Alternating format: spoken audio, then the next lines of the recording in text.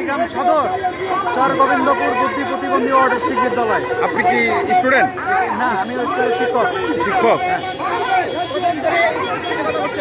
2019 সাল থেকে আমরা আছি বেতন ভাতা ছাড়াই।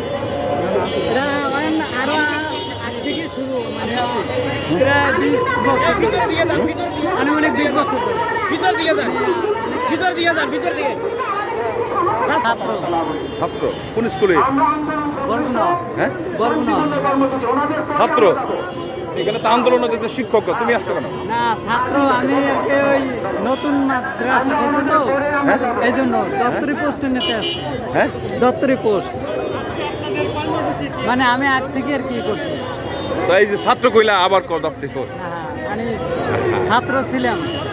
দপ্তর পোস্টিত আছে। আচ্ছা, ওকে। কি নাম? আমার নাম আলামিন। কি আন্দোলন? আন্দোলনটা কি? প্রতিবন্ধী বিদ্যালয় বরগুনা থেকে আসছে।